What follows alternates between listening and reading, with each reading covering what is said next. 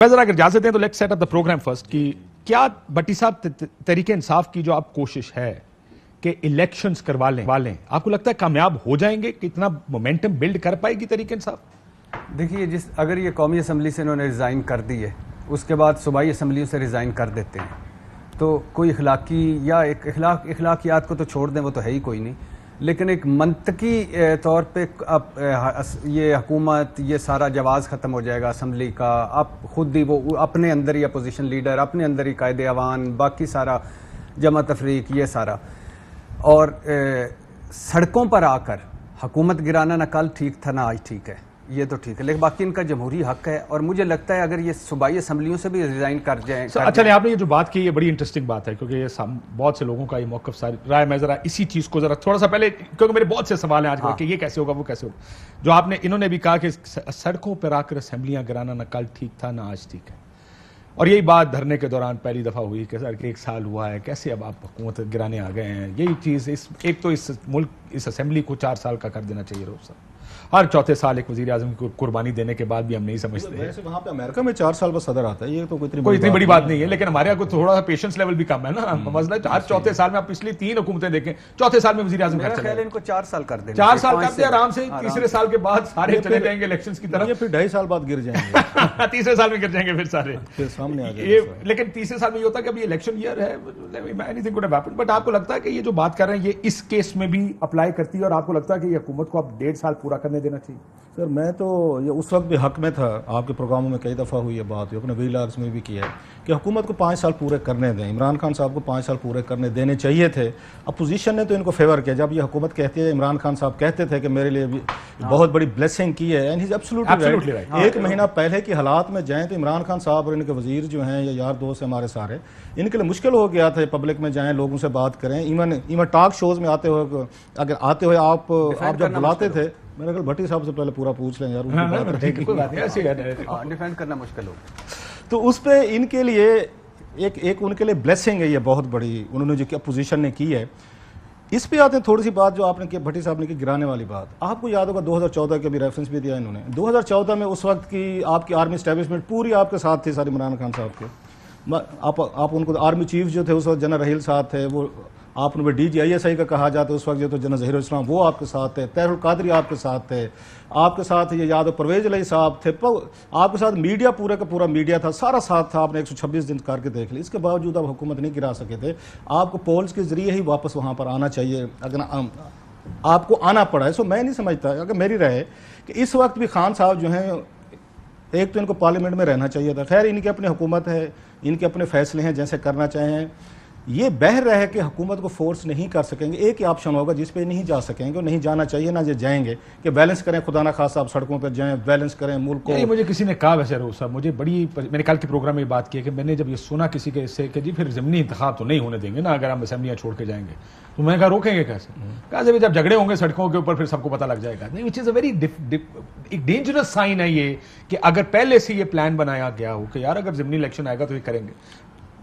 सो खान साहब दूसरी मुलाकात जो उनकी आखिरी हुई है सहाफ़ी, उन्होंने कहा, मसला अगरचे उनके लिए, उनके सपोर्टर्स के लिए बहुत बड़ी ये होगी, मैसिव एक बात होगी। उन्होंने कोई बातते नहीं कि जिसका मेरा वो आप कैसे दुश्मन या मुखालिफ नहीं है। ये बात आपके खिलाफ भी जाती है कि इलेक्शन कमीशन आप कहते हैं आपके खिलाफ है, सुप्रीम कोर्ट आपके खिलाफ है, अगर मीडिया आपके खिलाफ है, उसके बाद फौज आप कहते हैं आपके खिलाफ है, उसके बाद पोजीशन तो वैसे ही खिलाफ है। अच्छा, फिर कहते हैं अमेरिका मेरे खिलाफ है, यूरोपियन यूनियन खिलाफ है। आप इतने सारों को खिलाफ करके पाकिस्तान में इलेक्शन कैसे करवा रहे हैं? बड़ी इंटरेस्टिंग बात है कि आखिरी जब जर्नलिस्टों की मीटिंग थी, उसमें आखिर में उन्होंने कहा कि कोई है पाकिस्तान में रह गया जो मेरे खिलाफ। वही कह रहा हूँ इतने सारे लोगों को आप अपने खिलाफ करके single man, one man army के तौर पर अगर आप आते भी हैं। और दूसरा, पाकिस्तान में ये जहन में रखें, मेरा ख्याल है आज तक तारीख में कभी नहीं हुआ कि जिस आके आर्मी चीफ या चीफ जस्टिस या सदर के होते हुए आप बाहर गए हैं ना, आप वापस नहीं आ सके। आपको याद होगा 90 में बेनजीर भुट्टो साहब की हुकूमत की, उस वक्त आर्मी चीफ बैठे थे और सदर बैठे थे, वो वापस नहीं आ सकी थी। 93 में नवाज शरीफ साहब गए थे, सदर भी बैठे थे, और उस वक्त आपको याद जनरल काकड़ भी बैठे थे, वो वापस नहीं आ सके। बेनजीर भुट्टो साहब आपको 96 का याद होगा, इसाक खान साहब और जनरल JK बैठे हुए थे, बेनजीर भुट्टो वापस नहीं आए थे। और ऐसे 90 आपको 9 वाला याद होगा, जब ये नवाज शरीफ साहब गए थे, वो भी वापस नहीं आ सके थे। आफ्टर आपको 2013 में है। सो इमरान खान साहब को अगर आके उनके जहन में ये है कि इतने सारे जो पावरफुल यहाँ पे आपके इंस्टीट्यूशंस हैं जिनको आप खुद आइडेंटिफाई कर रहे हैं कि मेरे खिलाफ हैं, तो मुझे नहीं लगता है कि एक इसमें खान साहब अर्ली इलेक्शन आके यहाँ पे वो करवा सकेंगे। हाँ, ये अगर हुकूमत खुद चाहे कि साल कुछ 6 साल, क्योंकि मेरी उस पर इन्फॉर्मेशन ये है, मियाँ साहब इस हक में है, इन्फॉर्मेशन बता रहा हूँ, अपना एनालिसिस नहीं है, कि अक्टूबर में वो चाहते हैं कि हम इलेक्शन करवा लें। लेकिन ये अलाइज जो है वो जो कहते हैं इमरान खान साहब ने जो नैरेटिव बिल्ड किया हुआ है ना, अमेरिका वाला, साजिश वाला, आपको इसको थोड़ा सा लंबा ले जाना चाहिए, 1.5 साल आपको मुद्दत पूरी करनी चाहिए, फिर इलेक्शन इस पे आना चाहिए। लेकिन मियाँ साहब जरा जल्दी में, बिल्कुल ये बात ठीक, तो वो कहते नहीं अक्टूबर में। 2 चीजें ऐड भी कर देता हूं, अगर मेरा उस पे है, ये बिल्कुल आपने ठीक कहा, लेकिन 2 चीजें ऐड कर देता हूँ कि जो जब मामला शुरू हुए तो शुरू इसलिए हुए थे कि पंजाब में भी ज़ाहिर है मामला तय करने हैं, कुछ बंद बांधने हैं, कुछ चीज़ें मैनेज होती हैं, मैनेज के बगैर इलेक्शन में एकदम एक स्नैप इलेक्शन में तो किसी की तैयारी नहीं होती इलेक्शन में जाने की। तो वो जिन्होंने तैयारी करनी है उन्हें तैयारी भी करनी है, उसके लिए फिर किसी को तोड़ना फोड़ना पड़ेगा, एक बंद बंधेगा, पार्टियां हैं जिनको उठाया भी जाएगा। तो ये सारा काम तो होना है। ये भी एक साइड है जो दूसरी साइड कह रही है कि ये वजह भी है जिसकी वजह से कहा जा रहा था, आपको याद होगा जब मुस्लिम लीग में कहती है अर्ली इलेक्शंस, परवेज लाई साहब ने ये कहा कि जनाब अर्ली इलेक्शंस कौन से, मैं तो इसीलिए छोड़ के आ गया, उन्होंने कहा 3-4 महीने बाद इलेक्शंस करा देंगे, क्योंकि एक प्लान ये था कि ये नहीं होना, असेंबली लंबी चलानी पड़ेगी। आपको क्या लगता है सर, आ रहा हूं एक सेकंड, कि क्या आप करेंगे ऐसा जिसकी वजह से इलेक्शंस हो पाएंगे? पहली बात तो ये कि मैं अपने दोनों दोस्तों की बातों पे मैं 1-2 कमेंट्स करना चाहूँगा। वो ये है कि देखें, जो आज बातें मेरे दोस्त कर रहे हैं, अवाम इससे बहुत आगे निकल चुकी है, पाकिस्तान के अवाम बहुत आगे जा चुके हैं, इनको कैचअप करना पड़ेगा, हमें कैचअप करना पड़ेगा, आपको कैचअप करना पड़ेगा।